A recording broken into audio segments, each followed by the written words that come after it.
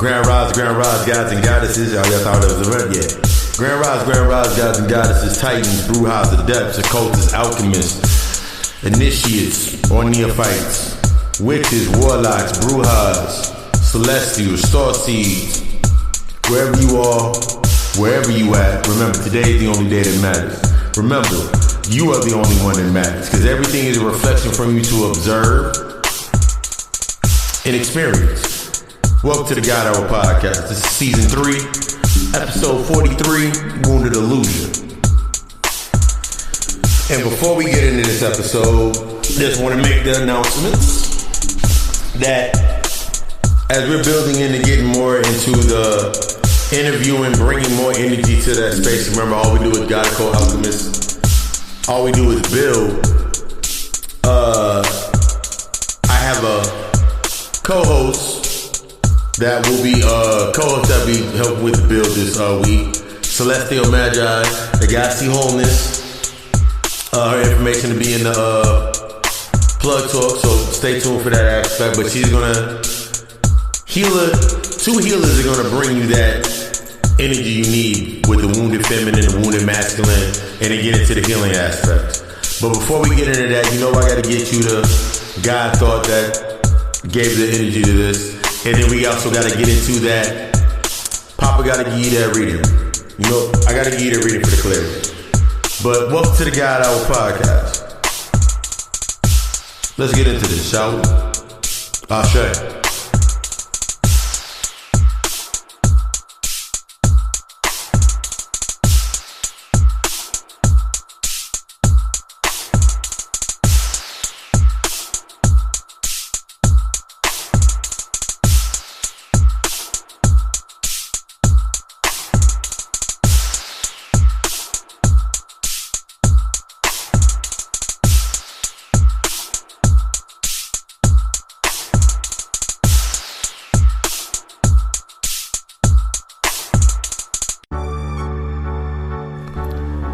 Welcome to the God Thought. The illusion is not what it appears to be. So, if to exist, it would be safe to say it's from the wounded mentality. To project hope that one is powerless causes one to find manipulation through withholding. It causes them to be unstable and oversensitive to criticism. It causes them to be over-emotional and codependent, which takes them on a living in the victim or the perpetrator approach when they approach their boundaries. Becoming this wounded warrior aspect, where everything that they deal with, when you're asking yourself, until you have healed and you're in this wounded illusion, that means you have a predeceived narrative for everything that's in your life. You have a predeceived narrative for the relationship. You got a predeceived aspects to raising kids. You got a predisposed relationship to how your job should be. This is you living in that wounded illusion. You become loud, you become upset, you become overly sensitive. Your boundaries you can't check your boundaries. This is that point when we're now, this week we're going to be getting into the wounded feminine, the wounded masculine, understanding how these energies intertwine within us based on those childhood traumas, and then getting into that healing process.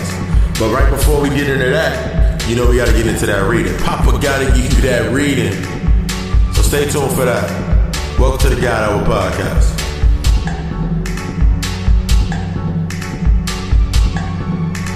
Oh yeah, Ashe.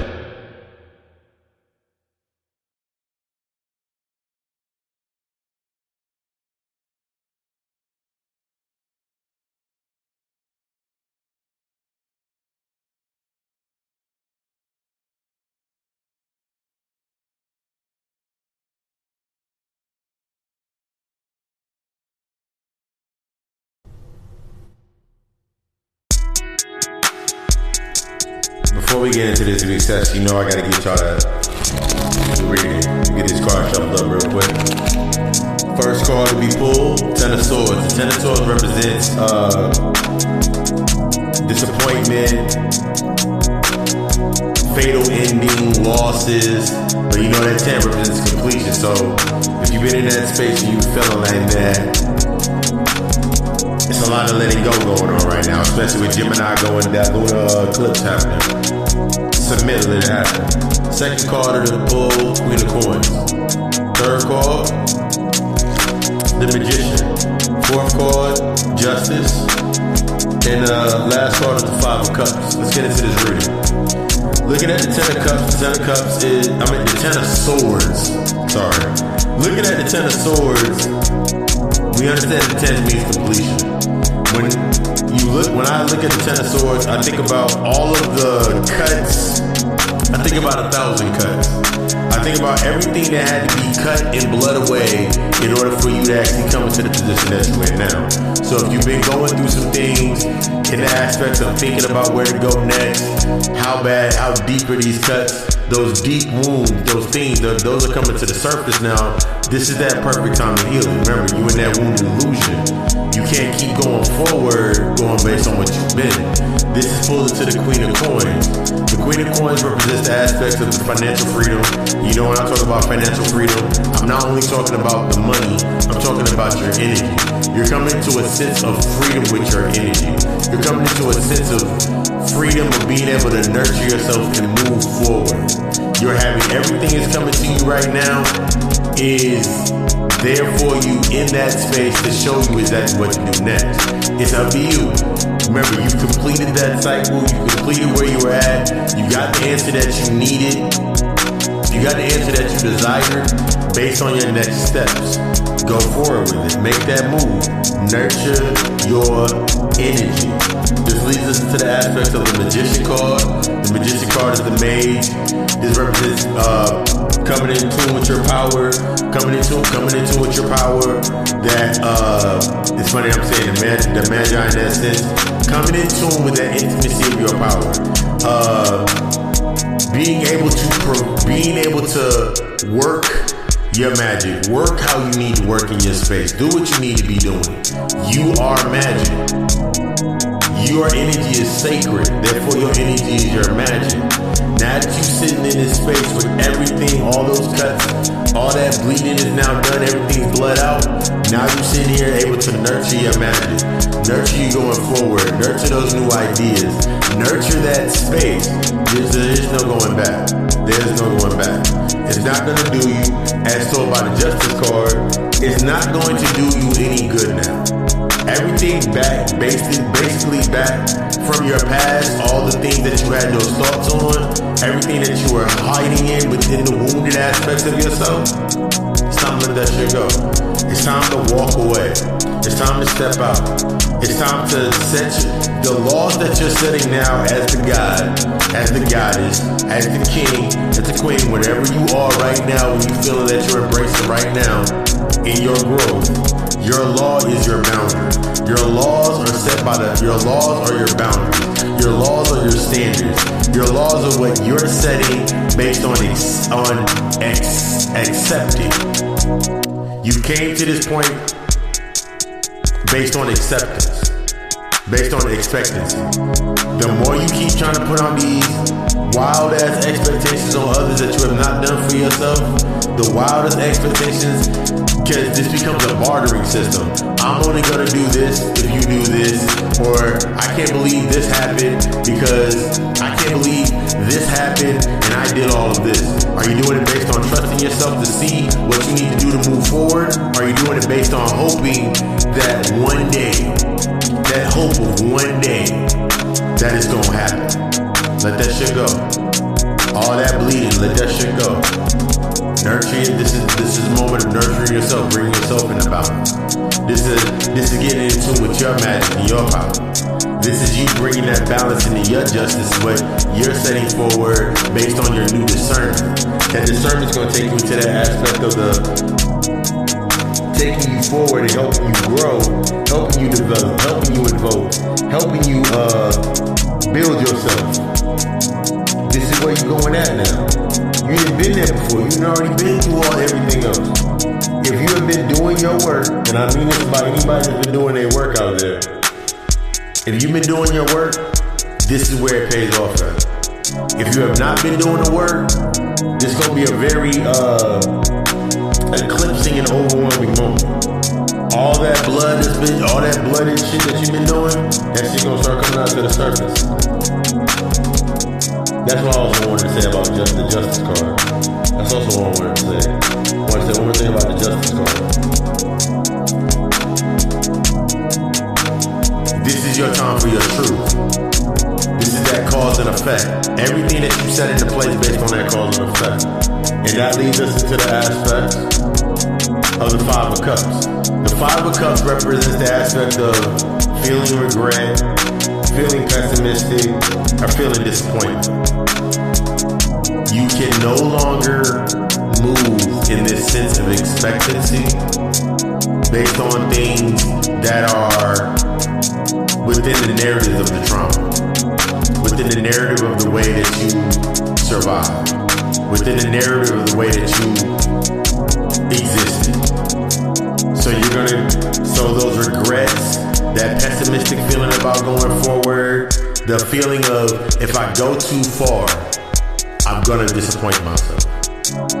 If you think that way, then that's what it should be. Remember, everything that you think becomes. The stronger your emphasis on that thought, the quicker that it's gonna keep coming to you. Stop going with them old narratives in yourself. The Five of Cups represents those aspects of letting go of those regrets. They ain't serving you no justice. It's let go of that pessimistic attitude that has you sitting in that space. But if I go too far, what about this person? What about my family? What about them? This is where you have to be brutally honest with yourself. The reason that you're creating this longing for these aspects, and you created the connection to these things, and we're going to get into that today. The reason that you're in the space that you're in is because you can't let go. The narrative that you've written for yourself based on what is your identity, it's time to let it go. It's time to let that shit go. Ten of Swords is telling you, lift the weight off. It's done cutting. Stop cutting corners to exist. Stop nurturing to sustain and not allow your energy to flourish. Stop playing with your energy, your magic, and wielding it to only create more chaos, more of a chaotic sense in your life. It's not doing you any more justice. It's not giving you any more truth. You living in a truth that was based on trauma. It's time to live in a truth based on the intimacy of the power of you. A lot of people are going to regret you making this decision. A lot of people are going to come at you with pessimism, that pessimistic mindset. A lot of people are going to come at you basically because they're just disappointed. I want you to be the fucking greatest. If this message resonating with you, allow it to take you forward, allow it to help you build your trust and build your rising into yourself. Remember, I trust is always going to be greater than I hope. If you're interested in a reading, stay tuned to the plug talk. I love you. You love us. Let's get into this episode.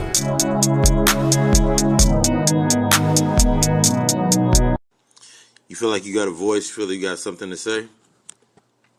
Feel like you have something that can move the masses or get everybody tuned in and you want a bigger audience? Whether it can be anything from something like the God Hour or anything from like sports, news, fashion week, whatever it may be. Let me put you on to something. The easiest way to do it is with the Anchor app. Biggest thing about it is free. There's creation tools that allow you to record and edit your podcast right from your phone or your computer. Anchor will even do all of the distribution for your podcast for you so it can be heard on many other platforms such as Spotify, Apple Podcasts, and many more. You can make money. You also can make money from your podcast with a minimum listenership. It's everything you need to make a podcast all in one place. It's everything you need to get your voice heard and get what you feel that's in your heart, near and dear to your heart, out to the masses. If you're interested, download the free Anchor app or go to Anchor FM to get started.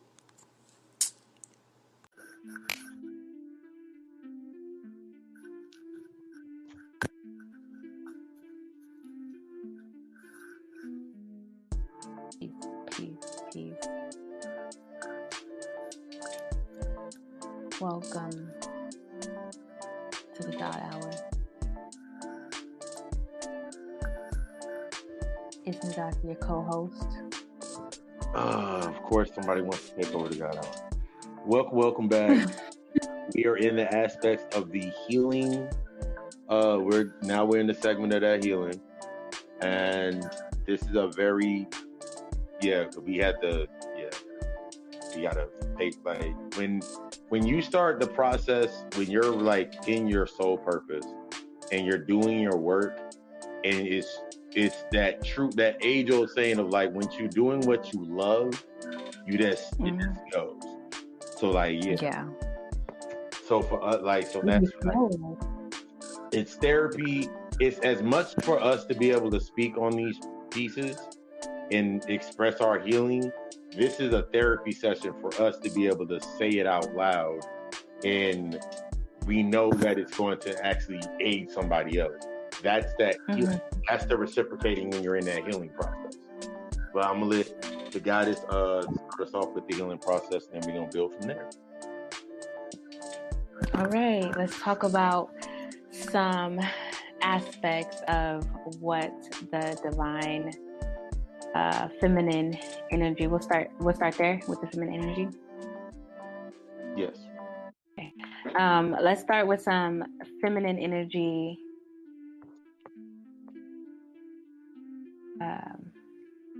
Divine feminine energy healing, the healed part of the divine feminine. So I just want to touch on some briefly is that she honors her truth. She knows her worth.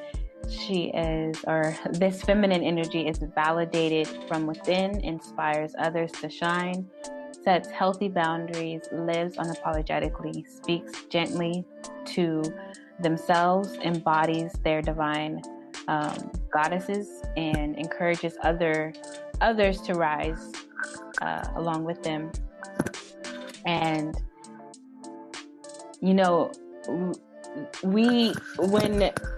whenever we see these the awakened women and the divine feminine really rise to her full power in 11:11, we see this play out in. I just want to say this real quick because I feel like I take that energy to just the woman, but when I'm talking about the feminine energy, I don't want to just box to the woman, but also to the man as well, and knowing that you have both of these polarities within inside of you. So just ride with me on this. But when you're able to really tap into your divine feminine energy, you're just able to be more vulnerable with yourself and receive this compassion and this love and this nurturing that will really transform your life and really heal you through many of your traumas and many of the things that you've endured in life, and becoming more creative and flowing into your intuition. And how just some short tips on how to really just embrace your divine feminine energy is creating more vulnerable spaces for yourself, meaning sharing something that has, sharing the feminine energy. She loves to share. So even just sharing certain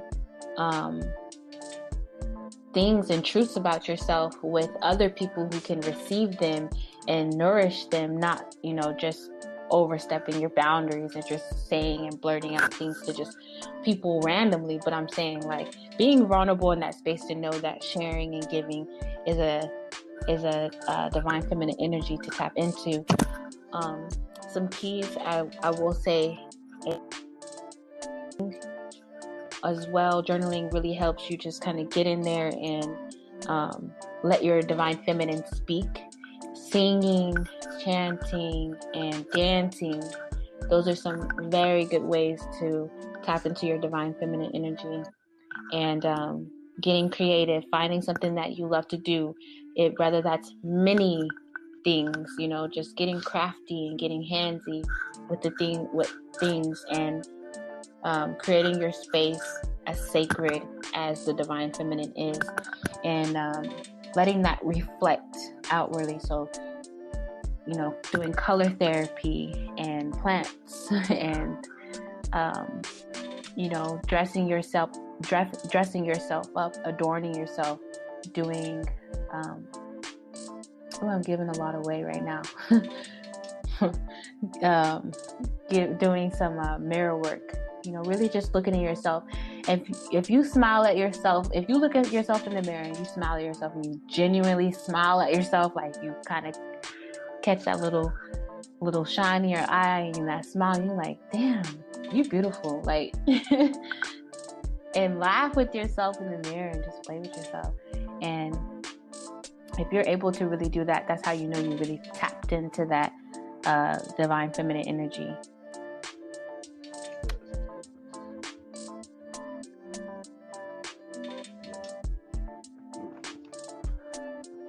I could easily say, for healing that masculine aspect, I can be like, go home, sit down in front of the TV, put on Beastly and every other sad movie that you can think of, and allow yourself to cry.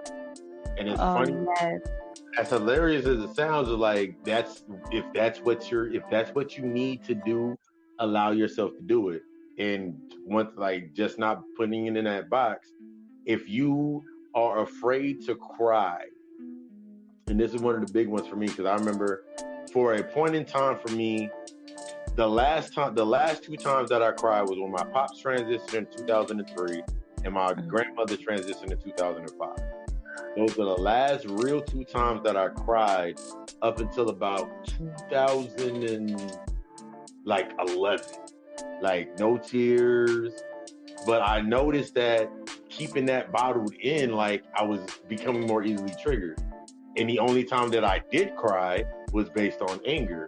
The only time I did cry was based on, it was like an overload, and it's like I couldn't stop doing it. And like, I remember being in a situation. I remember one situation. This is when I was working that traditional 9 to 5, and my mentor Nick Leach, the coolest Italian that will ever be met, period. I think he was Sicilian, so they're black anyway. That's besides the point. Whole nother podcast episode for that. But I remember being in the office, and something that made me upset. I don't even remember what it was. That's also another part. Like, when you start losing your memory, that means you're coming closer and closer to your now, and the past aspects of you are falling away. Whole nother direction. But I'm sitting here in tears, so angry, and like I'm just like letting everything flow out, and like it was me, him, and one other. I want to say it was a female manager, and I'm just in there, and I'm just voicing everything at that point in time. And I remember I started laughing. I remember I looked over at Nick, and Nick was like over there by the desk, like he put his shades on because we were about to leave. I was like, in my mind, I'm like, fine humor. I'm like, Nick, why are you putting your shades on? We going to it's nighttime. He was like, no. Because it was like, it's like when you're expressing that energy, when you're actually really in that, and you have submitted and allowed yourself to cave in, you've allowed everything to go implode and go within. that moment shifts you. It changes the way that your perceptions now changing, your perspective is changing. All of these things change. So when it's going into this healing aspect, for a lot of us, it's this: allow yourself to cry. If you're around individuals, and this is how you start to understand like what individuals are around you, like if they're like this, basically like sentinels, or they're basically stationed to keep you in a certain mindset based on the narrative of the illusion you created. If you can't cry in front of that person, then that person is not someone that you need to continuously giving your energy into. And when I'm saying this aspect of crying, I'm just like what we said in the beginning, based on submission to the submission based on manipulation. I'm not saying cry to get your way. I'm not talking about this over emotional sense. I'm talking about that cleansing sense, to where as you're crying, you're actually there's sometimes whenever it's that cry, there are no words. You don't say anything. You just allow yourself to cry. You don't want to say anything. You don't want no one to say anything to you. This is when you're creating that boundary. You're like, if you have to say, fuck it, let me cry. Let me beat it myself and let me get this out.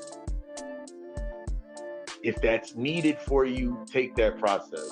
When I tell people, the way I break down spirituality for people coming into their spiritual self, their soul, and bringing those pieces together, the first aspects of you coming into your spirituality, what people call their woke in your consciousness, I call that the trial period. Because it's a very beautiful period of time where you're reading about Egypt, and you're reading about Africa, and you're reading about your history, and it sounds very, very beautiful, and it sounds very, very nice. Then there's going to come a period in time where you have to actually start applying what you have learned.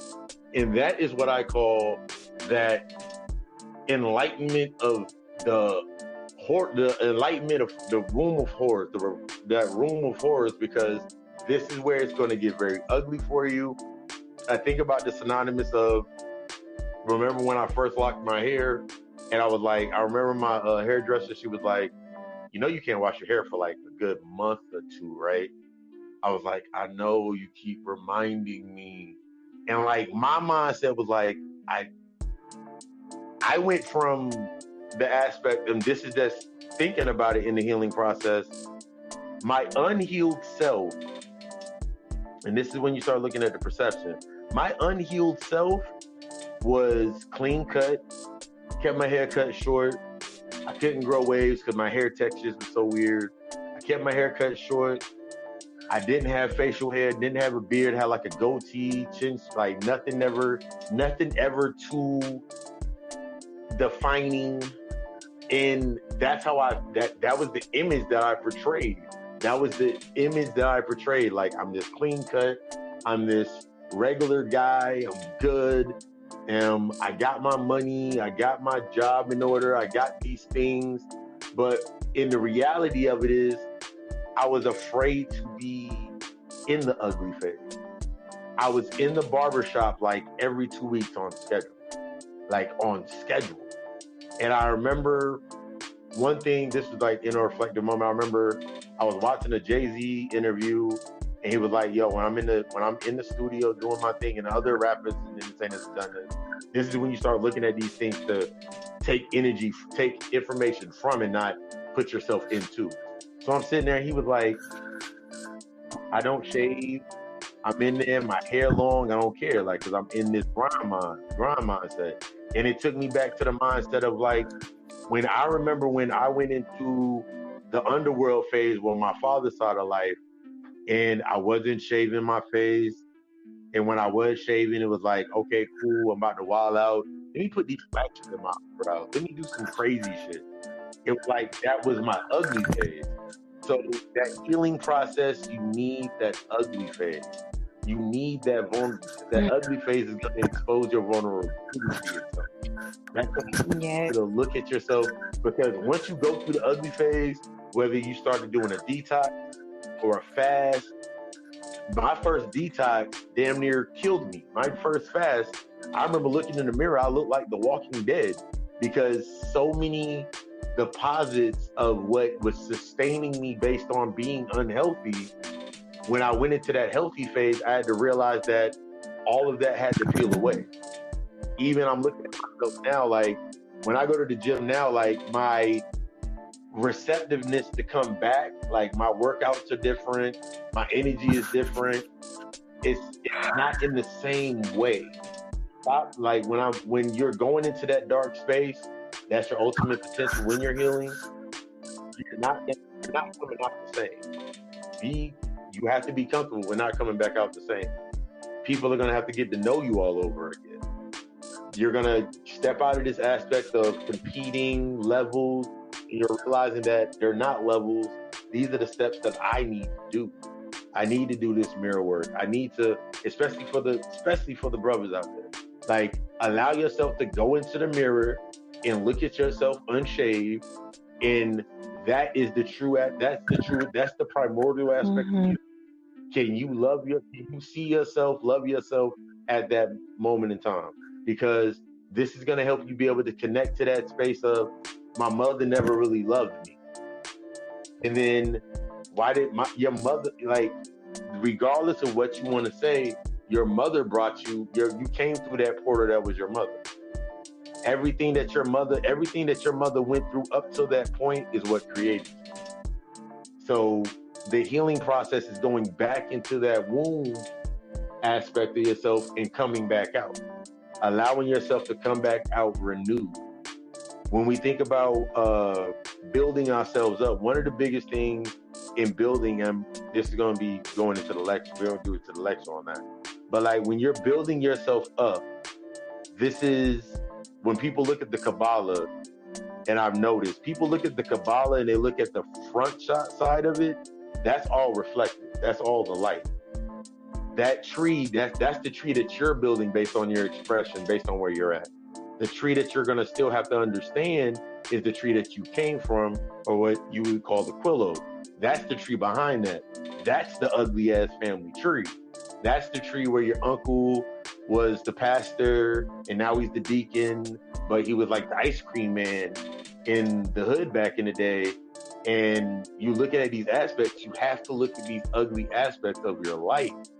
That's why you go through the ugly phase, to be able to see those in that reflection, or you're only going to create wounds. You're going to look. I remember one of the biggest things that I looked at, it was Red Pill and Blue Pill. I forgot what radio show they were on, but it was the time that Raising R. Kelly, the Surviving R. Kelly thing came out. And Blue Pill said some shit that really had me sit there and really pause. It was on YouTube. I paused it and I just sat there for about 15 minutes. And he was like, you allowing others to write your narrative, but why were you triggered? The aspect of what R. Kelly has been doing is something that's been going on in our communities for now. So it's triggering that within you. So that's how, but if I'm not acknowledging that trigger, I'm allowing somebody else to feed every time they pull from that trigger. So when you go into that healing process, it's you setting these boundaries, whether you got to sit there for a week whether you got to go sit in the corner and remember why, when you got sat in the corner when you were little, and the world that you created inside that corner, whether it's you got to sit with yourself under a tree in the woods, in the wilderness with yourself for a couple of days. Set that boundary. If you're in a relationship and then they're saying, why you got to go do that? Because I need to do this for me. And if you can't respect that, then don't be here when I get back. Be honest with yourself, and then you're going to reflect that same honesty. Set your tone, set your new parameters. Because when you're taking off in that healing process, your trajectory, when you're in healing mode, when you're in a healing state, you actually have a trajectory to take off from. When you're in that constant state of that illusion, you're in a hamster wheel, you're in a box. So you may feel like you took off because you just jumped from one lip of a box to the other end, but you didn't go anywhere. And that's where a lot of us are at. Well, we're in the same space. We're trying to we're attracting through the same mirrors of hurt, the same mask of our pains, and then we're using that to make it like who we are now. And then we make our arguments. And one of the to add to the wounded feminine aspect, that's for both aspects, is there's this reciprocity through obligation and this entitlement, usually projecting through the childhood trauma into the present to manipulate. So if I had a pain from my pops would to this day.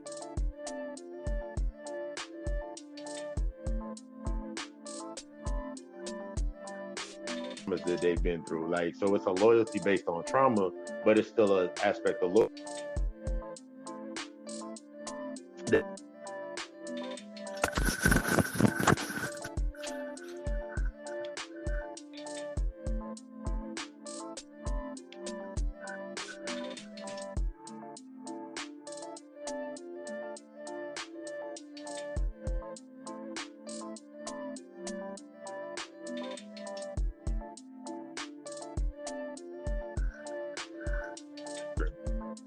You have kids. I got nieces and nephews. If you have children, or if you're around children, in the way that you're interacting with them, you can be very well acting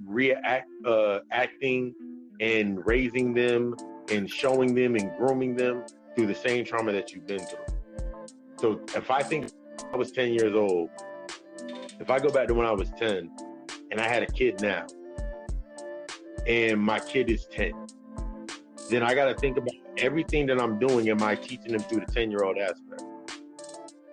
We can have, and this is one way that I've noticed that how you can notice it. Whenever you're interacting with a child, your child, at whatever age, that whatever trauma happened to you, you're going to approach them almost at this friendship mentality for a fear of being rejected.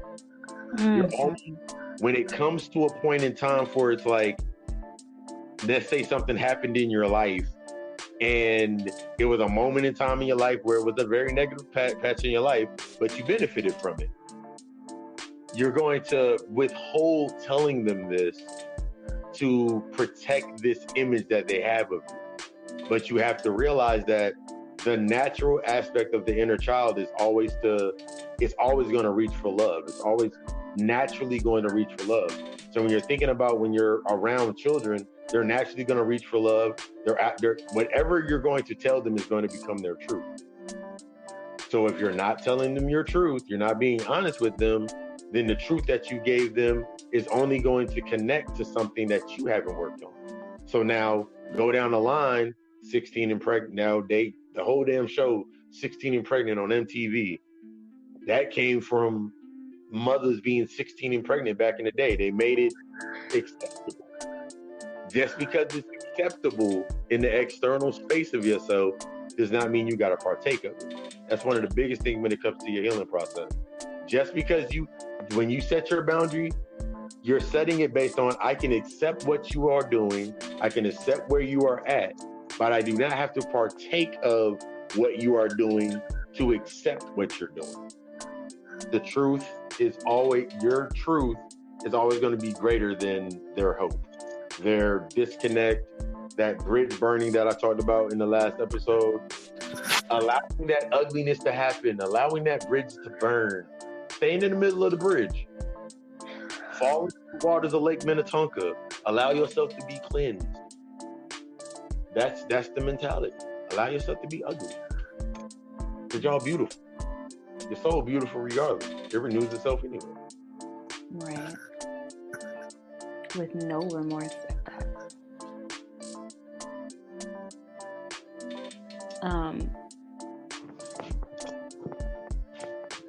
If you didn't have anything to add, you can take this time to add in your where you're at, where they can find you, what you you can like give them a little taste of, I guess, what you specialize in. Like one thing that you really, one of your practices that you really are, I guess, really strums your heartstrings.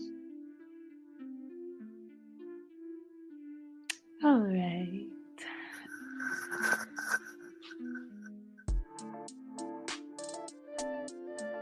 I'm trying to see how I'm going to introduce all this. All right. That was a good build. Thank you for having me. For anyone interested in my services, you can go to magi.com and you can find some of my services there, as well as different ceremonial tools as well, products, healing products. One of my specialties that I do is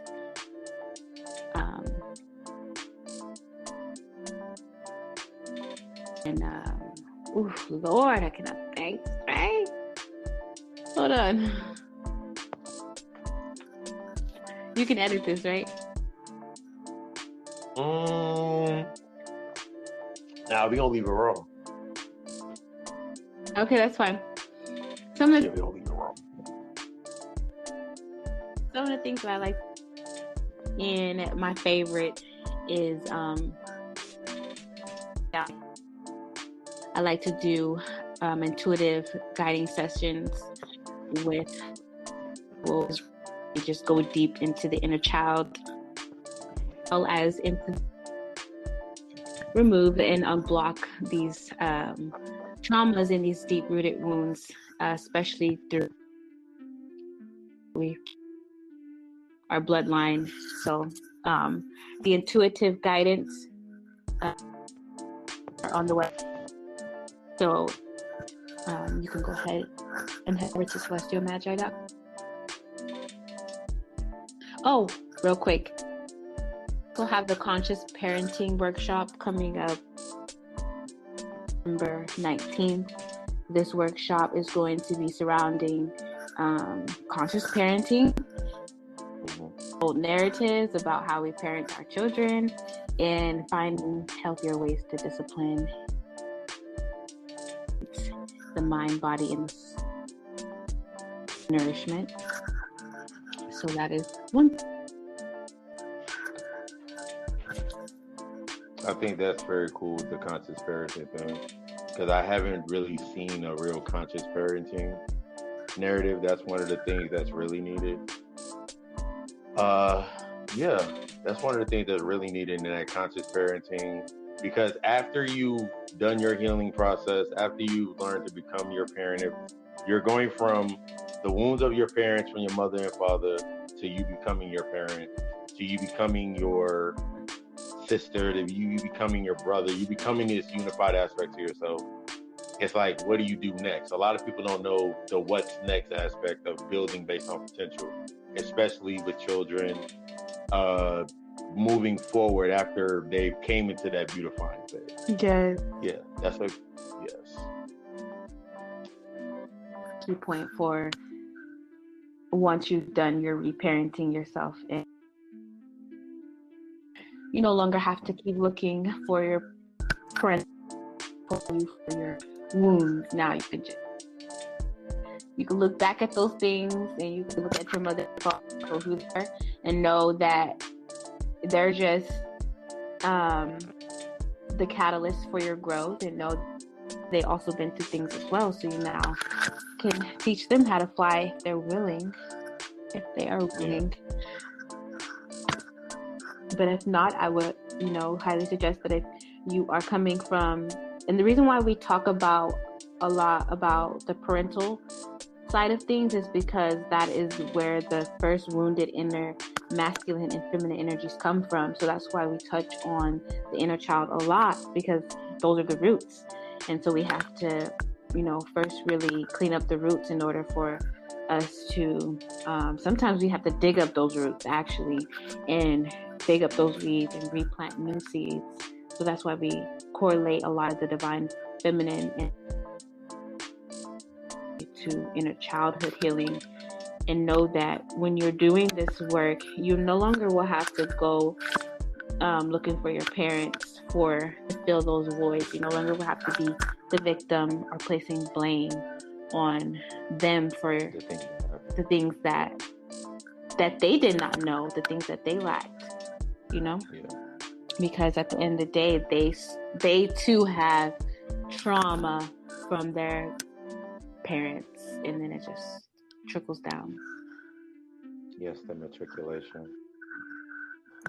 And the cycles, yes. It was great doing that build. The reason that y'all heard the choppiness in there is because we want you to understand that we're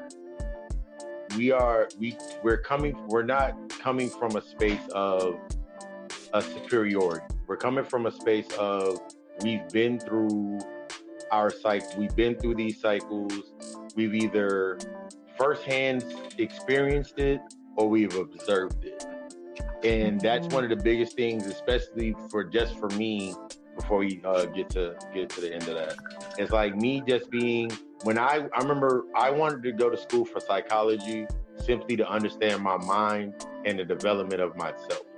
I never thought for once that I was going to actually use it until I got into my awakened state, my enlightenment. I didn't know I was going to use it. I didn't know how important it was. I didn't know that's what it actually was, numbers in your mind. I didn't know that. So then when I came into it, I was like, oh shit, nigga, I find myself just going back, looking at old books, looking at old notes. I got old notes from like 2004 from back in the day that I can look at now and I can actually build on because I have the other half. I have that other half. That's why I've taken that aspect of the occult psychologist, because the occult, the hidden, that's the subconscious, and the psychologist, the psychology deals with the psyche in the front part, the ego and the identity of the mind. Bringing those together, that's the same aspect in the unification that falls in synonymous with bringing yourself into that balance with yourself. Mm-hmm. Yeah. Yes. But yes, it was great having you. Thank you for having me. No problem.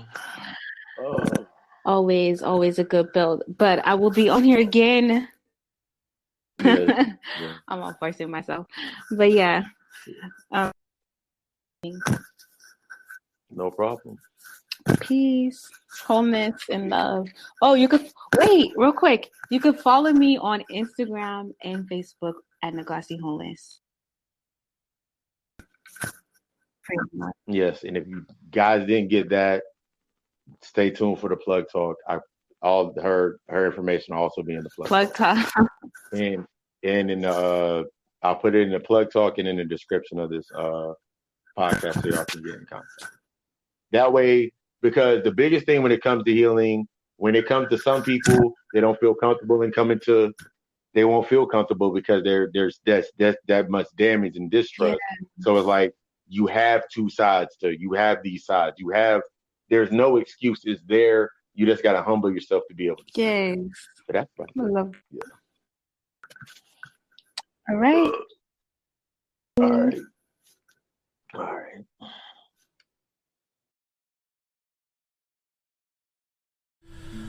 All right, welcome back to the second part of our 3-part. We do 3 pieces over here.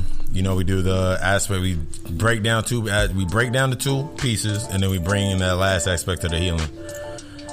So with this one, we're getting into the wounded aspects of the wounded masculine. The wounded masculine can be identified. These are some of the examples of them being identified. Struggling to sit still. That's this is due to a lack of grounding, not feeling safe. Nothing's ever good enough. Have you ever felt in your life right now at a point in time that you were like, oh my God, I got to keep moving. I got to keep running around. It's because you have a lack of grounding.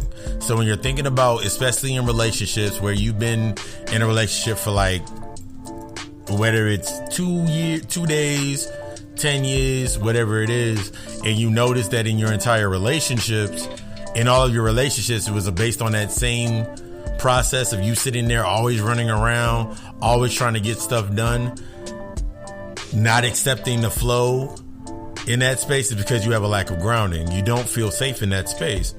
This leads into that you speak loudly and aggressively. The sacred masculine energy is strong but gentle, assertive but in an intimate, loving way. It's not dominant or controlling. This is a big one. This is one point that I might end up starting up on this point, because for a lot of us, when we get into these relationships, what I've just even having conversations before, like going into full counseling. Before going into full counseling, sorry about that. Before going into full counseling, whenever I notice people when I say, what do you want in a man? I want a man that's strong. I want a man that's assertive. I want a man that's these things. And I'm like, okay, give me your definition of strong. I want somebody that can tame me and handle me. This is not healthy. It's not a healthy aspect. What people want in this aspect based on their strength, they're confusing for dominance. And that goes both ways. I'm a strong black woman. I'm a strong black man. I'm a strong black man. I'm a strong black woman. I'm very opinionated. What you're really speaking through, because you're speaking through that hurt of the throat chakra, that pain, you're sitting there in your position and you're like, I'm speaking loudly and aggressively because there's something in me that I'm not grounded with. I'm always on the move trying to make sure everything else is good because I can't go with the flow and then set my parameters. I can't set my boundaries based on acceptance. I have an expectancy of myself. This expectancy of myself I can't reach for some posts in time. Or even when you want to accept that you have an expectancy for yourself, your expectancy is so low and you're afraid for it to be challenged that you'll sit there in your position when you're having a conversation with somebody else and you'll be like, man, he ain't shit, but I mean, he's good with this. You'll give them what you actually do a lot of the times is you give them actually the feminine counterparts that you are lacking. So what you're looking for externally in reflection and projecting on is somebody looking at you like they're becoming the feminine aspect so you can continuously do what you're doing. So that's what you're thinking about, that struggle to sit still and going into the aspects of you speaking loudly and always trying to be aggressive. Don't nobody want somebody to be as mannish as them, and don't nobody want. This is when we get into the aspect of like when we used to hide our emotions and we didn't want no one to be sensitive to our emotions. And then guess what you created after that? You created, remember, everything that you want, you create. So you did not want think about this illusion. You didn't want your man to be sensitive to your needs in these aspects, and you didn't want the feminine to be this right here. So guess what would naturally matriculate from that? It makes you think about the LGBT in that aspect. It's like, that's the byproduct of that first illusion. This is when we get into these illusions of how did you manifest yourself, but that's going to happen on Friday. The next aspect is easily triggered. If you ever feel like you always on edge, like based on always having to move, you looking for anger, even if you can't find anger, even if something triggers you and then you get into a relationship and now you're in a healthy relationship and now you're not having the conversations based on, wait, where's the argument? This is another thing you create an illusion. You're going to stay linked to things that are based on the old aspects of yourself. So you're not facing you're not facing this new space. You're trying to bring this old into this space. Everybody has that friend that never has their life right and has the relationship problems. And now you're in that space feeding from that because now you're looking in your space like, what's next? Because you haven't done the healing process. So now you're easily triggered. If you can't find the trigger, if your trigger's not being pushed, you don't know, oh my God, like he has not yelled or he hasn't hit me or she ain't took my money or whatever. You're going to go into spaces Like, for example, you're going to go into a strip club or you're going to go gamble. These are the correspondents. When we think about the law of correspondence, that will be the correspondent. We got to take our mind out of the literal or the logical reason and go into the aspects of actually creating those healthy aspects. Because if my mindset's on logic and reason, thinking about something to trigger me, then my wounded feminine aspects that I haven't acknowledged, on the other half, I'm going to be sitting there creating. This is why most of y'all create like, yo, she ain't answer her phone like 5 times, or he ain't answer his phone, he must have been asleep. And then y'all see memes when dudes is on Instagram, like what women think, and then men actually just knocked out because they were watching a game or whatever. This is you projecting that what I was calling earlier, what I call that controlled, that projected competition. You competing with your old self. You're competing with your worst critic instead of saying, nah, sit down. Let me do what I need to do. This also leads into the aspects of you are always an overdoer. This is in the aspect of I can do all of this on my own. I do not need or want anybody in my life that can do more than me. I remember watching Abba and Preach, followed them on YouTube, and they were talking about they love ragging on Steve Harvey. And Steve Harvey was on there, and like the chick said she has a list of things that she wants for her man to be, the man of her dreams. And one of the things on there was like not stronger than her, not smarter than her. And it was those were the things that poked out. Was like, he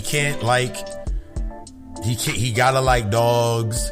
He can't be mad if I like my dog more than him. But the things that really stuck out to me was like, he can't be smarter than me. He can't be stronger than me. He can't be funnier than me. And like these unreal expectations to make you feel safe.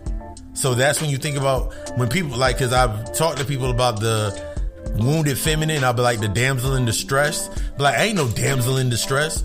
I was like, take it from this angle.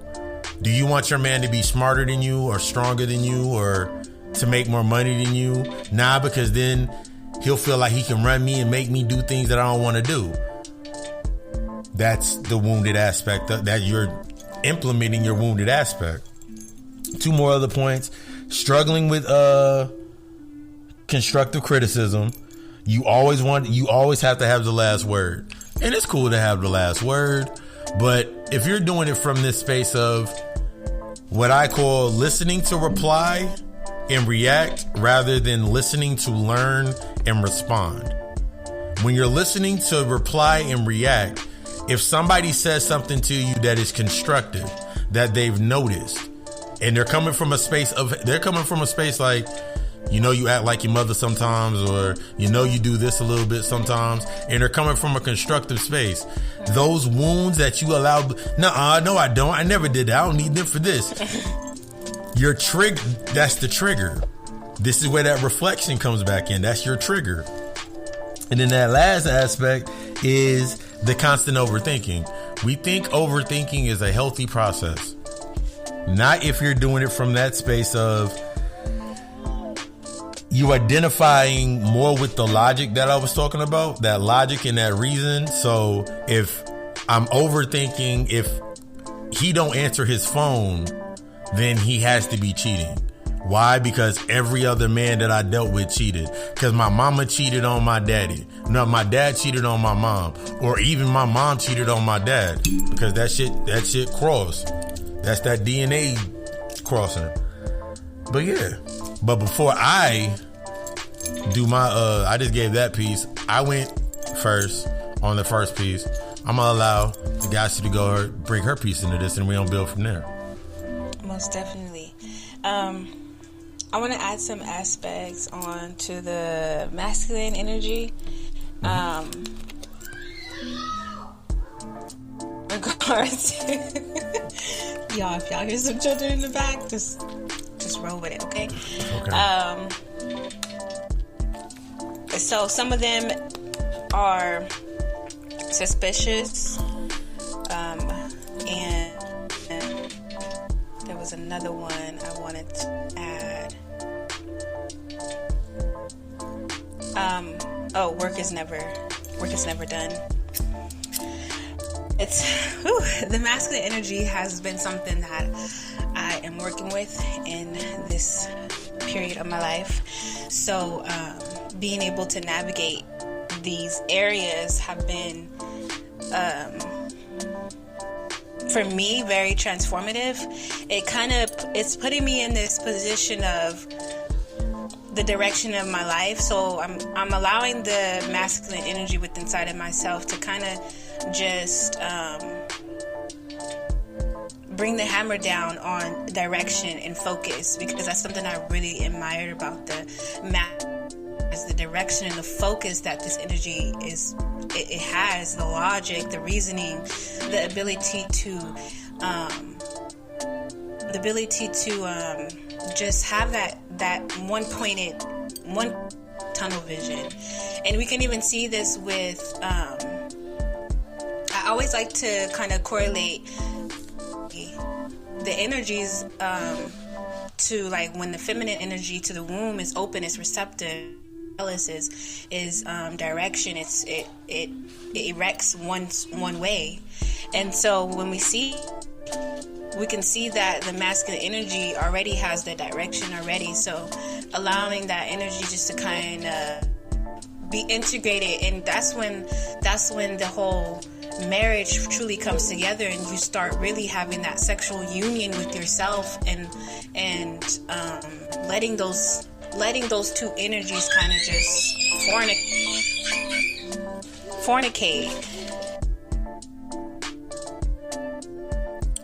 And when she's talking about the aspects of the sexual union and the fornicating, she's gonna break that down, because that's one of the biggest things. Like, when people think about that sexual aspect of the energy, like, oh my God, so I get to know.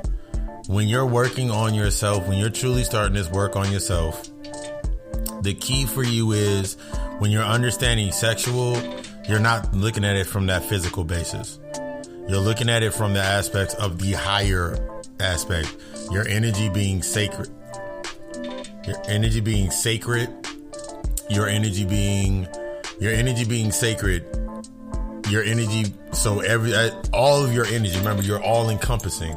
This is not in the aspects of, because what most people do when you're in that wounded state, when you're looking for the longing and the wanting for the feminine or the maternal figure of it touching, the maternal aspects, then going into the masculine aspects, that longing and wanting for that physical touch, the love that your father didn't give you, this is where it gets twisted into that space. This is where it gets twisted to where you're looking for it. But now that, remember, you've built now, think about all the things that you heard. You're grown. So when you become an adult, this is how you're going to move. So now that you're in that adult state, think about just simply in that emotional aspect of what you're doing. This is where that reflection comes in to be very important.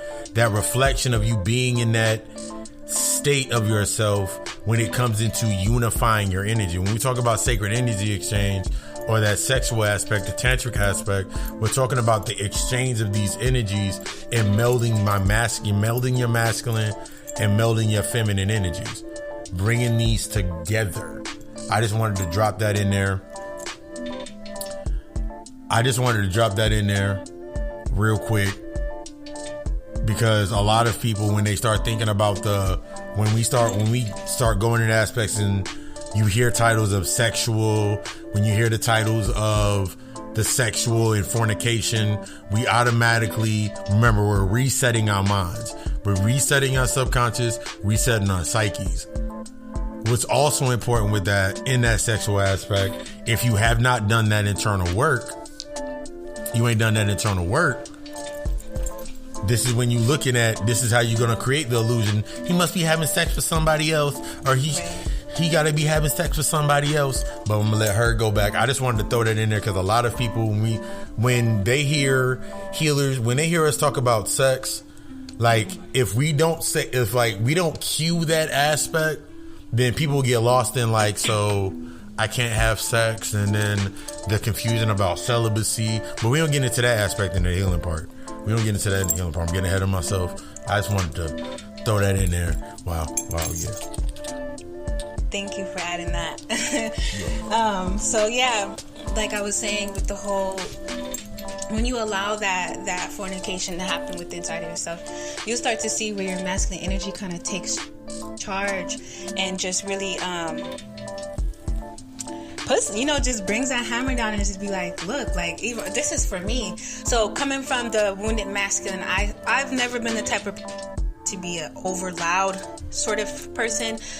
So that's kind of also where the masculine energy kind of can play a part in not being too, like, that's the balance that you have to have, because the masculine energy is assertive in a gentle way, like he said. So when you kind of have that imbalance with not being able to express yourself in that masculine energy, because something that I had realized with myself is that I like isolation already as being who I am.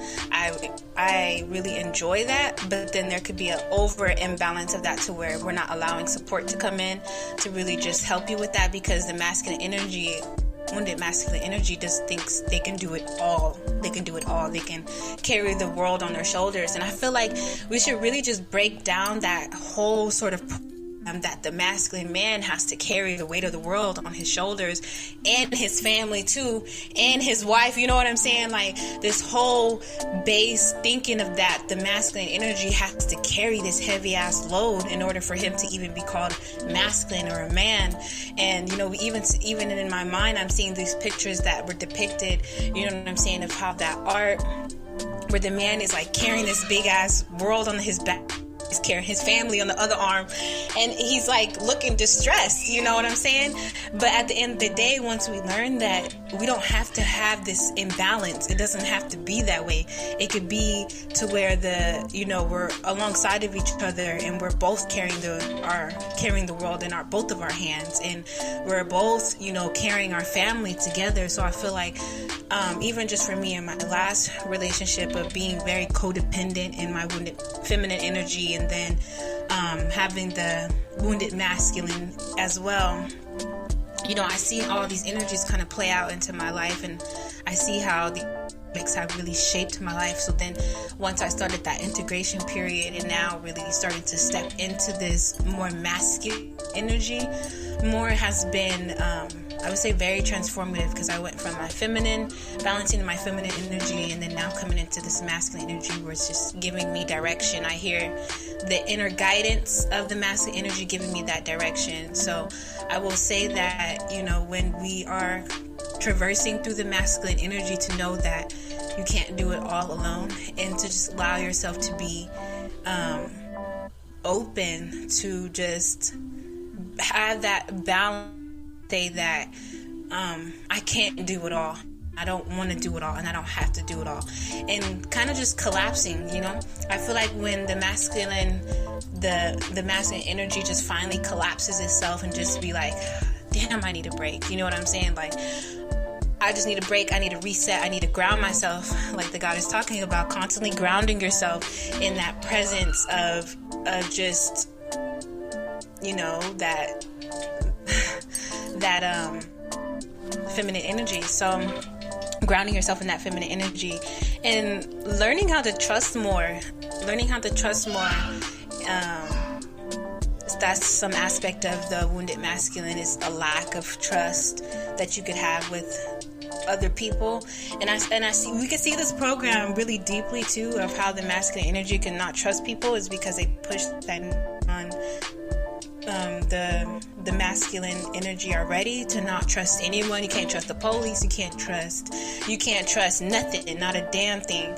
So and that whole narrative is already being pushed upon the physical masculine energy, because we have to remember, even though we have these dual aspects within inside of us, these dual energies within inside of us, when our physical men are being wounded and did this narrative, the collective consciousness kind of just gains that as well. So that's why it's so important for us to start healing these energies, because when we do that we see the physical manifestation of it happening. So when the feminine energy heals herself, we see the feminine in the man heal himself, and then when the masculine energy heals himself, we see just the ebb and flow that happens in the physical manifestation of things. And you also start to see that when you start to heal these aspects of yourself, you start to see them presented in your space. For me, for instance, me healing my feminine energy and my masculine energies, I now see the physical manifestation of these energies in the physical with people that I'm interacting with, that people that come into my space, these people who already know about yoking the soul and yoking those energies to where, you know, they're not one is not overcome the other, but they already have union with inside of them. So they're kind of like now going to be. So when you are healing those aspects, those energies, you will start to see them physically present themselves. You will start to see people who are beings who have already, you know, integrated their feminine and masculine energies within inside of themselves and already done that unification. And you will start to see that as a reflection. So when healing the masculine energy, I would, you know, really suggest that you start to pull back and look at where you're not allowing support, where you're not allowing direction, where you're not allowing constructive criticism in your life, where you're being overly controlling. Another aspect of the wounded masculine is casual sex without intimacy, and that's something that has been kind of, you know, we see this, you know, women already have this intimate nature about them. We want intimacy. We like that passionate sex. So men are still looking to, some men are still looking to kind of just get their nut and just go. So there's no intimacy there. So learning how to be intimate with yourself for the masculine energy can help really transform it, because that will allow you that humbleness, that humility as well, for you to just collapse all of that programming that you so hard and that you have to be so macho and suave, and not really just breaking down that layer that you have covered within have covered over yourself in regards to the masculine energy. So just being more intimate with yourself, I would really highly suggest that for the masculine energy, and knowing how to be intimate with yourself, and not just sexually, but on a mental and a emotional level, and that creates more openness and balance with those two energies, especially the masculine energy. So that's really all I have on that, and just allowing yourself to be there in that space to really explore that masculine energy.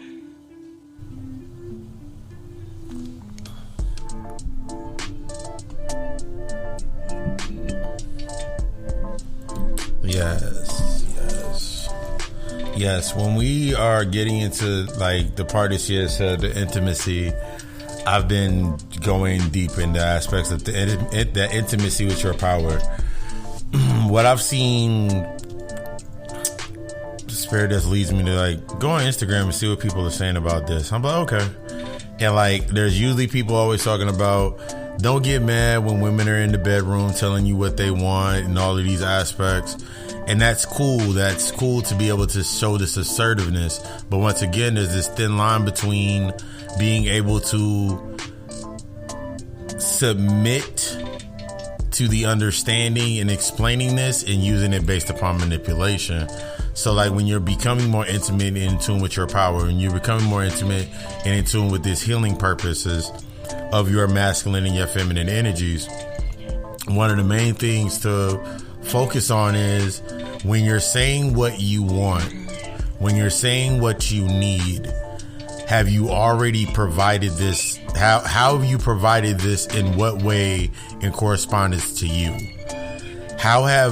So this is going to help you grow and understand there's a difference between need and want. They're based on the quality. They're based on the quantity.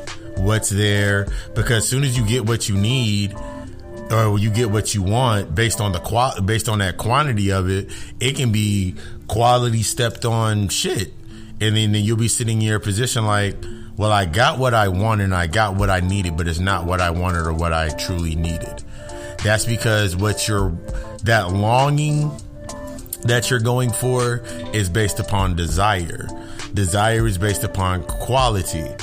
That's based upon your values, your self-worth, that intimacy with your power. You know exactly what you are capable of in that space. You've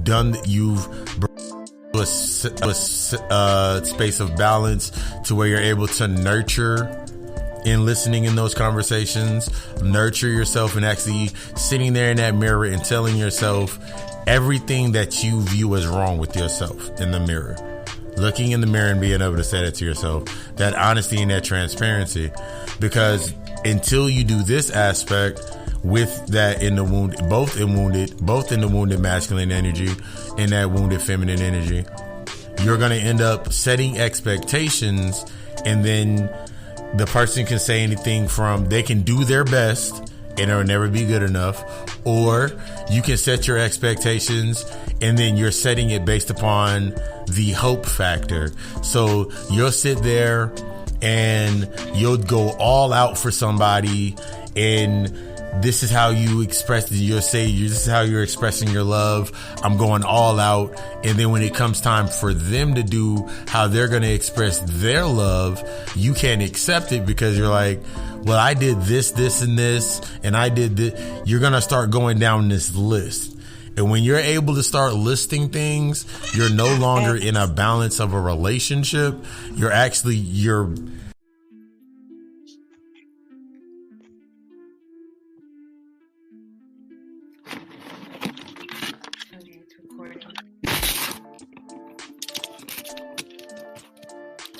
And welcome.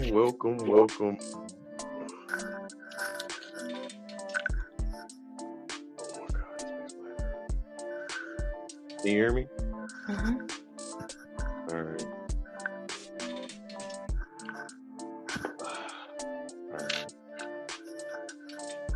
Welcome to the God Hour podcast. I'm your host, your master of ceremonies, your spiritual advisor and occult psychologist, Papa Lucifer. And before we get this started into the first lesson of Wounded Feminine, I'm going to let my co-host introduce herself and let us know a little bit about what she does. I am Nagasi. A little bit about myself and the work that I do. I am a birthright initiate through my ancestral wisdom as a intuitive guide, ancestral healer, divination and ceremonial work, also psychotherapy and inner childhood trauma healing and things of that nature.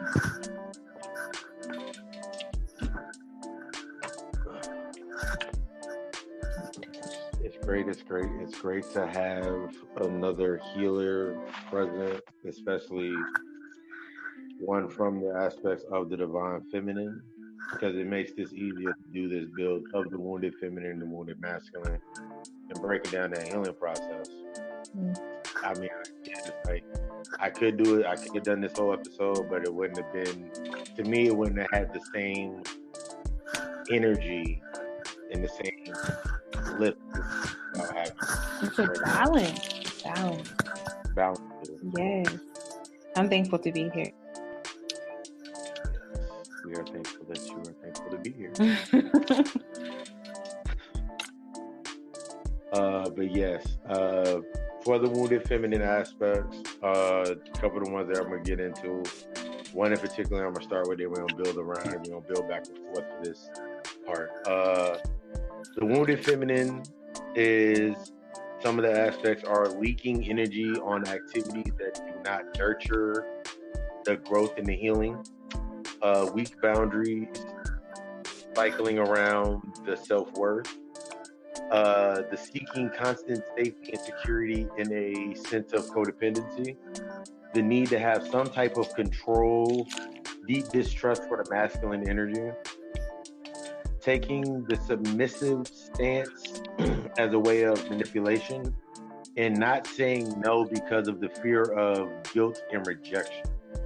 Now, before we get into these aspects, these are not being looked at as in we're going outside of the gender of the physical role.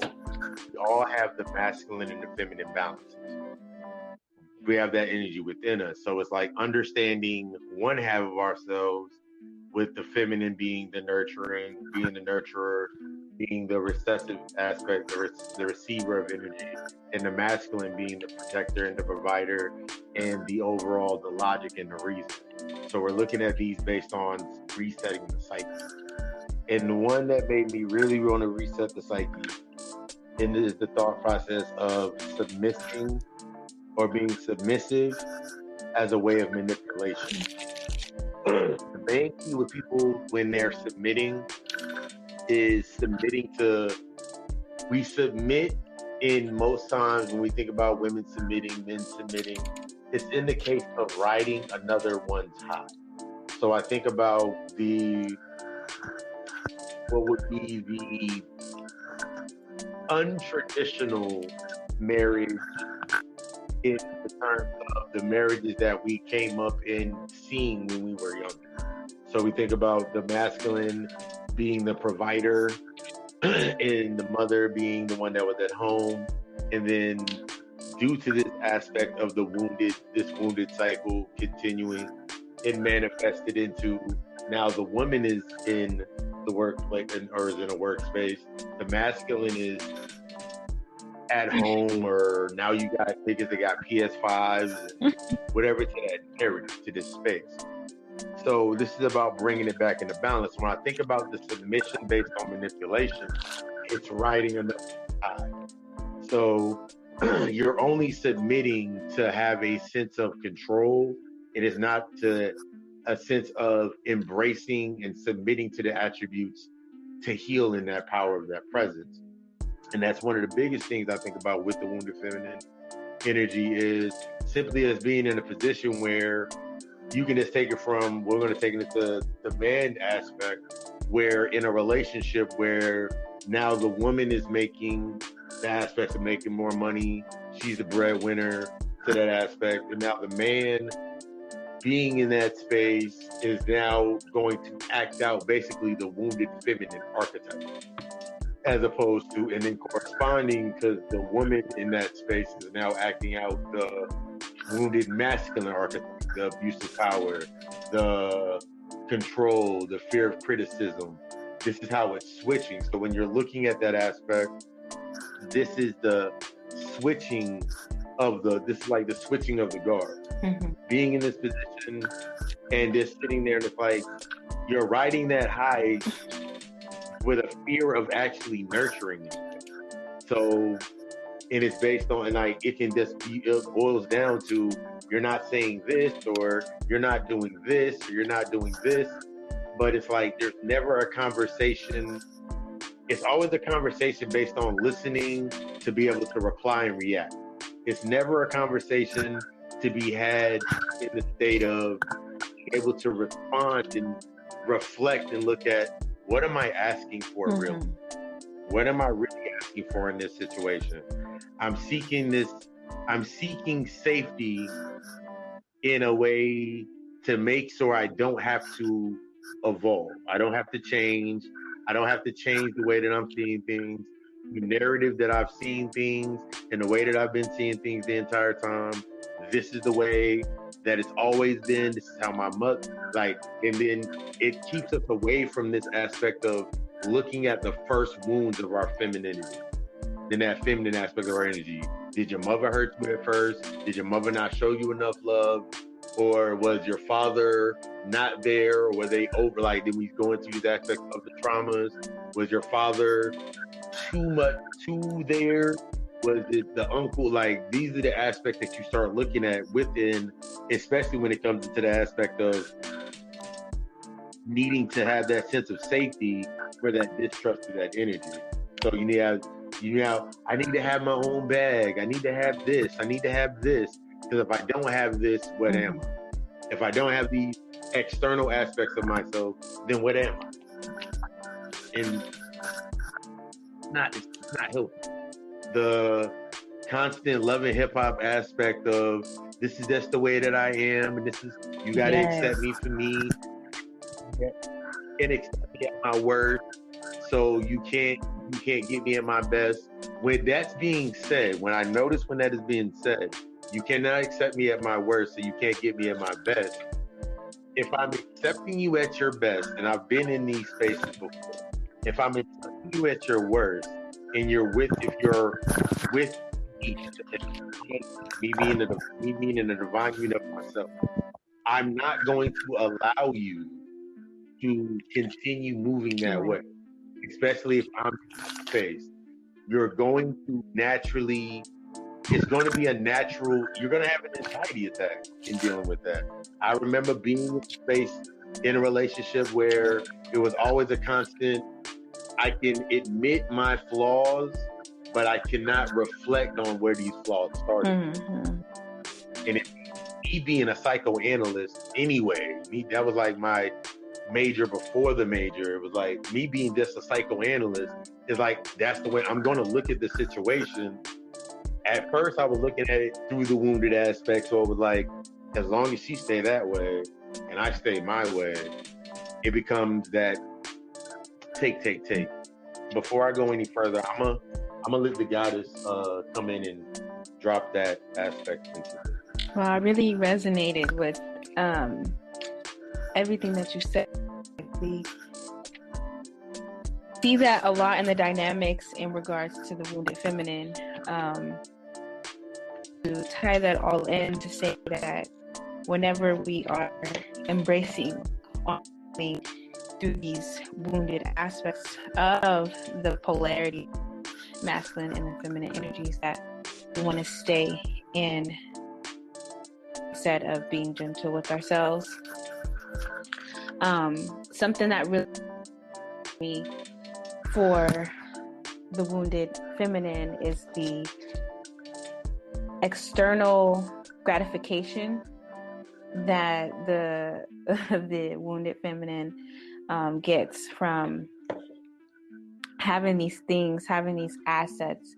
And we can see this in both the wounded masculine and feminine energies, that external things now become their mask. So removing these masks to see deeper into these energies will allow you to have that full healing, so you can just be really transparent and honest with yourself. So as far as parts of the wounded feminine, we see a lack of boundaries, we see a lack of self-worth, and that part where you were saying about, I've heard it's like I've heard many women say this. I feel like women sometimes have a hard time kind of accepting, trying to change themselves. It's always that, oh, if he you know, like you said, like if he can't accept me like this, then oh well, you know, if he can't accept this attitude, then oh well, like, nigga, you got to deal with this shit. You know what I'm saying? We see this toxic feminine energy that is presented to us through the media, and it's just disgusting. You know, we see it through the whole narrative when we have the slut walk, and oh, let me show my body off because I'm a slut, and you know, this whole narrative that has been pushed upon the feminine energy, and it has thrown off all the way balance. So when that feminine energy starts to present itself, it's like automatically there's a program there that has to already be removed in order for you to even embrace. If you're a physical man and wanting that divine feminine, and if you're in your divine masculine energies and you've married yourself, you know, you will automatically see that. You will automatically be able to tell a wounded feminine, but that has to be really just looked at and just really just deprogrammed, because we're coming into this new. We're coming into the mother energy. We're coming into the mother energy that's gracing this planet for everyone to really just assess themselves and really just start to test themselves and start to really just break down these old narratives about the feminine energy, because really the feminine energy is here to transform the entire world. We're leaving this whole it's a man's world energy now. We're going now into embracing the mother aspect, and the mother is all healing, the mother is nurturing. But first, the sisters have to continue to do this work in womb healing and really just embracing this energy, because it is very strong. It is a very strong energy. It is a very transformative energy. She is changing. She brings about birth and rebirth. That is what the divine feminine is. She's about rebirth, and she goes through gestation periods of rebirthing herself. So that's what is going on with this entire world, and we can see that outside of ourselves. But the more we continue to rise through this gestation period, we will see that this whole program about the way the feminine should look and act and be highlighted in the world. Something that I was looking at last night was I was listening to, I can't really pronounce her name, but her last name is Ali, and she's an elder who talks about the 7 attributes of a Black woman. And she was just touching on so many, just very quick, seven attributes of a woman. Is cleanliness. It's about efficacy and poisonous. It's about embracing that receptive nature that you have. It's about stripping yourself of everything that kind of defines you. So even for the masculine energy, when you embrace this feminine energy, you allow yourself to strip yourself of everything that you think defines you. So it's the same thing. And these attributes that she was speaking on really touched my soul in a major way, because it kind of really just makes me want to, like, I'm really thankful that we're doing this sort of work and really learning this balance, because we see this with our young youth, our young girls, our young feminine energy who is coming up in the world. We see these energies being distorted and manipulated so harshly. And part of the wounded feminine as being a manipulative energy, that is the sorceress energy that you carry naturally. And you can use this energy to transform your life and other people's life in a more healthy, conducive way, and not using it just to get what you want, or using your body to get what you want because you think that that's the narrative that you have to adopt. So just having your own sense of mind, like once you come from a weak boundary sort of mindset and just really getting in tune with your just not really just adopting these narratives and standing truth in your divine feminine, it would make life so much more easier for you. So yeah, that's just really touching on those aspects of the wounded feminine and allowing that flowing, allowing that receptivity to come in for you.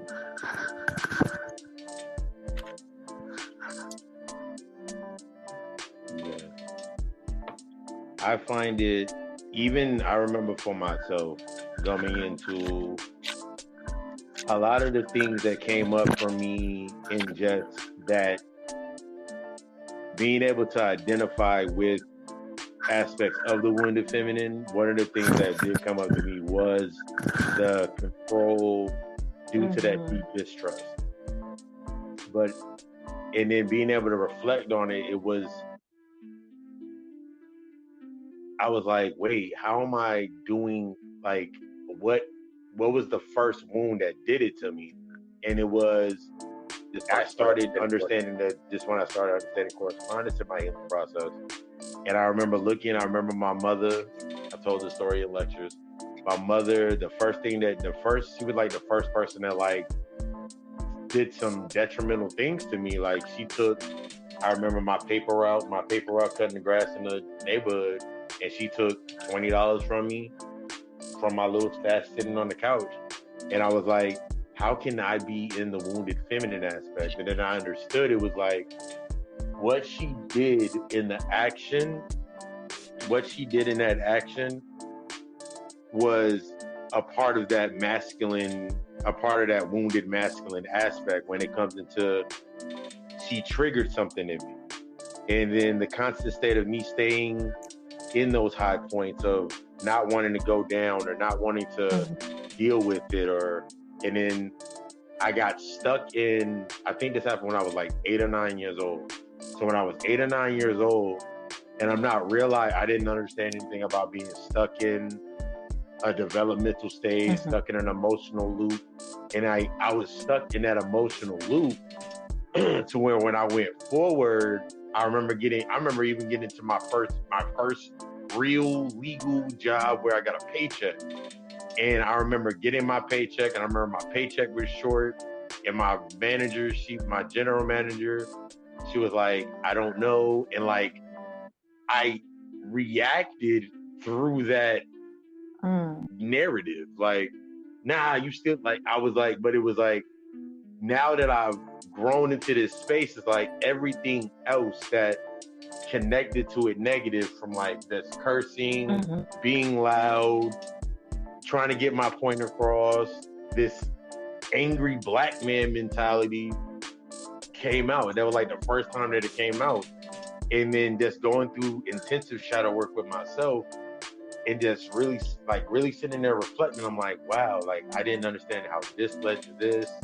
And then it just unlocked, like, I'm thinking about, I'm zip lining through relationship issues, things that happen in relationships when it regarded trust, just not even as in partners, but like male friendships, like friendships with males. It was like, I was always in this constant state of, I did not give out so much because I was in fear. I was literally in fear that if I give out too much of this information, then it can be used against me.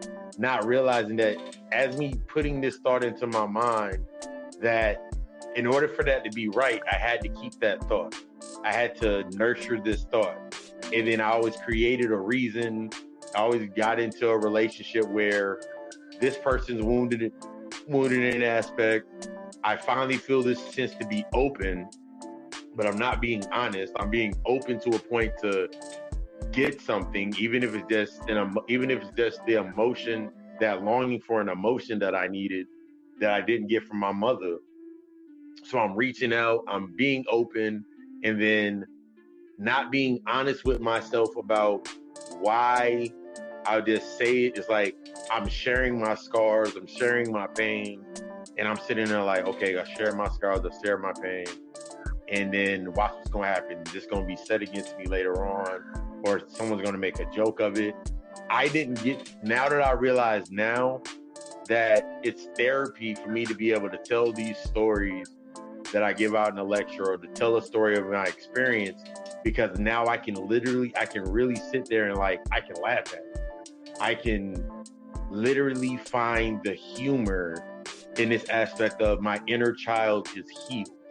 And I think that's one of the biggest things when it comes into wounding that feminine aspect, is that nurturing is the first cry or the first laugh, or you go back to these moments in your life like, what was my first laugh like?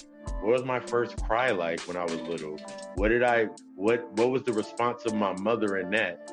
And then even in that space, because a lot of times we look at, for some, not all, but like we look at the moments that we have with our mother, our fathers, our parental figures that are in our lives, and the only thing we can remember are the negatives.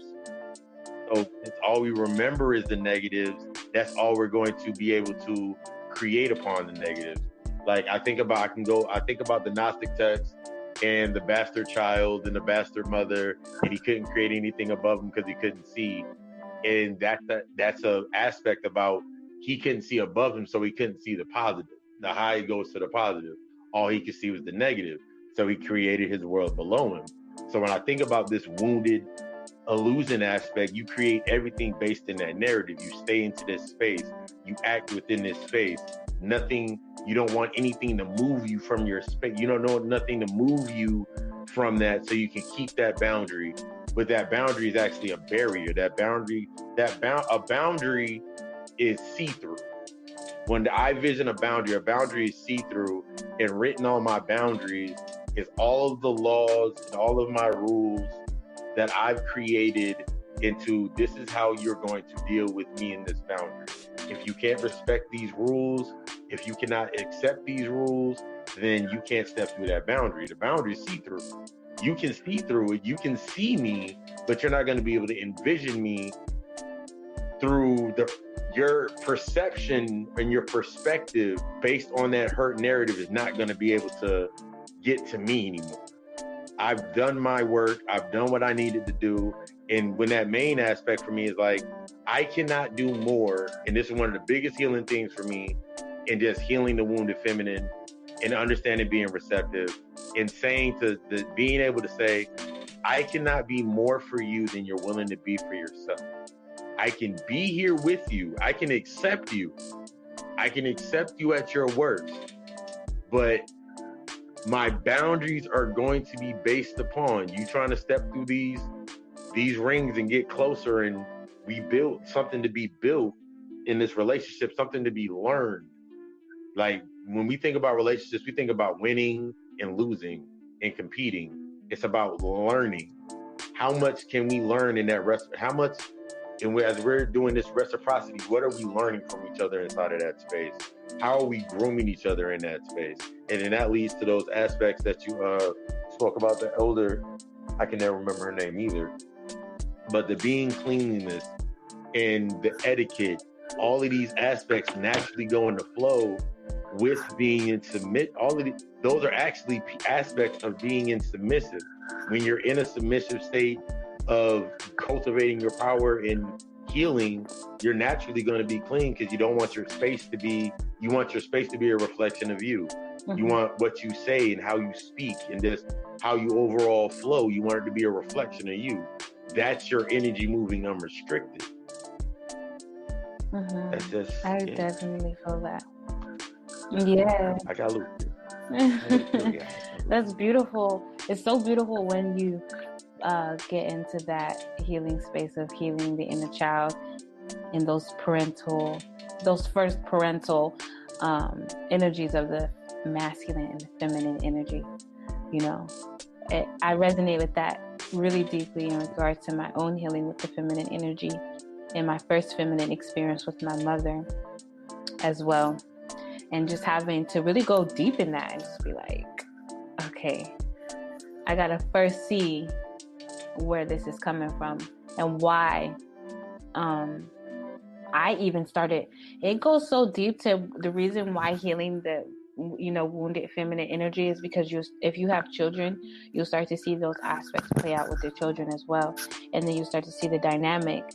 So it's so important that you really just evaluate that, because I've seen that even for myself. And I have daughters. I have 2 daughters. So the fact that my biggest wound really did come from my mother, because that was my mother. She was who raised me. So my biggest wound came from my mother because she raised me. Now they say that, those wounds that you carry from the parental aspect really just play out into your narrative with your relationships. And if you have children, they really, really do play out a lot with that. So I even seen, when I was doing my inner child healing, I had seen even the deepness of how I ended up parenting, how I was parenting my daughters was the same way I was parented as they at their age. That's how deep I was seeing into it one day. My daughter's 3 and 1. So when I was like, wow, I'm parenting them, this is how I was parented, very, just aggressive in a sense, and kind of projecting. So once I seen that I was doing all of that, I really had to go work. I had to go to work at that point. Like once I seen that, because we don't want to raise our children in the same repetitive cycle that we were raised in from the parental influence. And you got to be really open to receive that wisdom, that experience, because not many are ready to receive the fact that they're parenting their children at the same. If your child is 16, think about when you were 16. How are you parenting your child at 16? Because you might be parenting them from when you were 16, and how that kind of played out. So, I think I kind of feel like I'm going off topic. Yes, that was yeah. Before we get into that part, we don't say that part for the healing aspect. Before we get into the healing aspect, we gonna turn it over to the I'm gonna turn it over to the sponsors. So y'all stay tuned for more God Hour.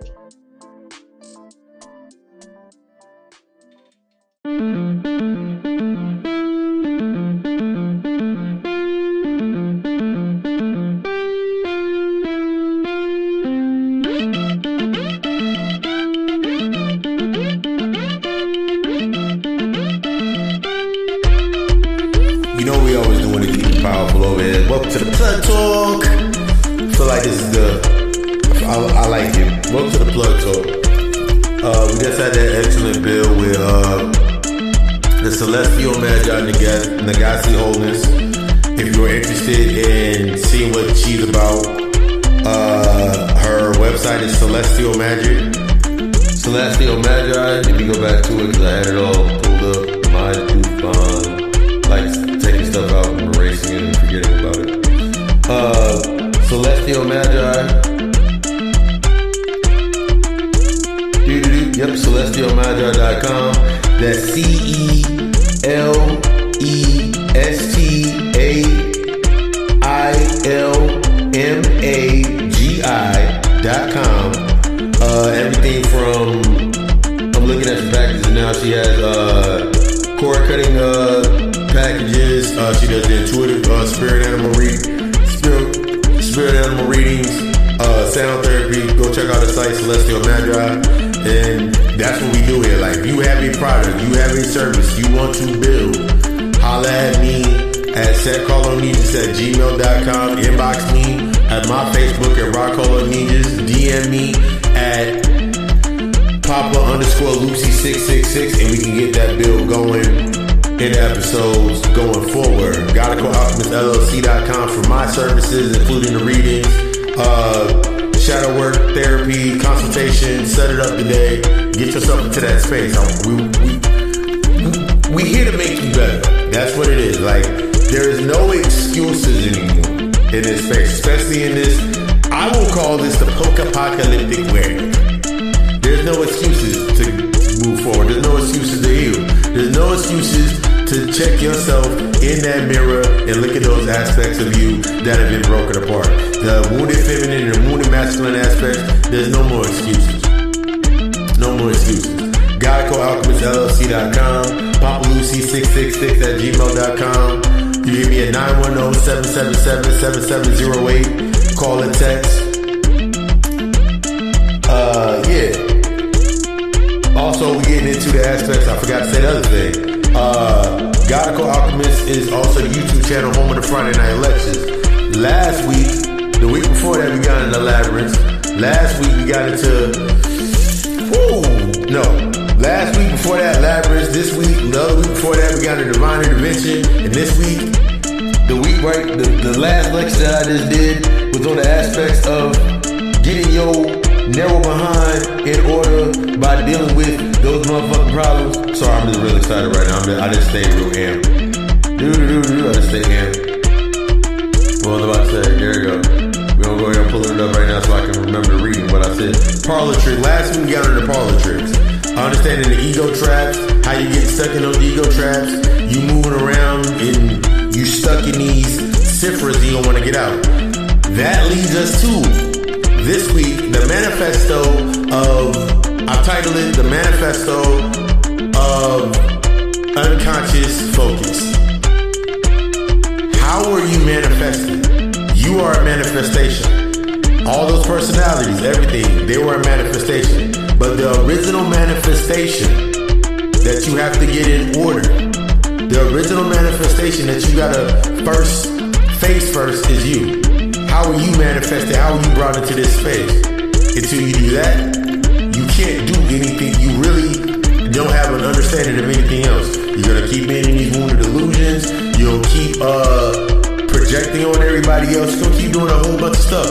And I'm here to tell you that it is lit once you gotta die first. You gotta die. Allow the death to happen before it happens.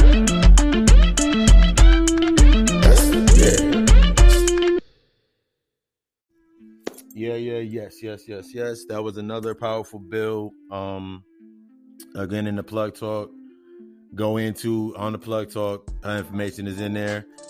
All we do is build over here at the God in the land of Godico, in the realm in the universe of the Godico alchemist. If you have a service, if you have a product, if you have an idea that we can build on when it's coming into the aspects of the spiritual, the metaphysical, those aspects, hit me up, setcolonies@gmail.com. But I wanted to end on this note. When you're coming into a healed space and you're addressing the wounded aspects that are triggered, you're addressing the wounded masculine aspects that are triggered, that key for you in setting that tone for yourself, building yourself and bringing yourself into this space, the biggest key for you in your healing process is just that. Allowing yourself to actually embrace the healing. Allowing yourself to actually be able to sit in the position where you're at and really listen to yourself. Really have the conversation with yourself. That's what this is. Like, as much as us being healers in this aspect for this episode, to be able to share our stories, to be able to laugh at our stories, to be able to put it out there, that's your key. Once you're able to laugh at yourself, you're able to enjoy yourself, you're able to look into the mirror and be like, dang, I'm really looking real crazy right now, but you're able to laugh at it. This is the aspect of you falling in love with yourself. You're falling in love with yourself for what is in reality the first time. That's one of the things that I embrace spirituality as being. You're falling in love with yourself for the first time. You're allowing yourself to heal and come into that space of vulnerability and open yourself up and move into that space. And it's a process. Trust that process. Trust the process for yourself. Allow yourself to go through what you're going through. Allow yourself to be angry. Ride the wave of all the emotions. That way you're able to see the triggers of what is triggering that emotion. That way you can actually start that work. You're going to become bluntly honest. You're going to go from this sense of being jaded and projecting to really being able to be more self-aware. You're no longer, one of the biggest things that I forgot to get dropped is you're not that longing and wanting that you're searching for in your life. You're not going to want it. You're going to be like, I don't need this anymore. I have everything that I need. I have everything that I want. And that was the build into this. Those wounded aspects, that wounded illusion that you created, the wounded illusion that you've become safe in. It's time to get uncomfortable. It's time to allow yourself to heal. I want you to be the fucking best. I want you to be great. I want you to be able to look at yourself in the mirror and laugh. I want you. That's what it's here for. I want you to be the best you. In order to be the best you, it's going to take you being that honesty. It's going to take that transparency. I desire you to trust the process. I'm actually going to make that shirt. I trust. Take this mantra into your mind. I trust is always going to be greater than I hope. You can hope and hope and hope and hope and repeat. When you're talking about hope, you're talking about repeating. When you're talking about trust, you're talking about elevation. Trust yourself to fall. Trust yourself to fall. Trust yourself to fall into that darkness and start working on yourself and rise. This has been another episode of the God Hour Podcast. Papa Lucifer. I love you. We love us. Ashe.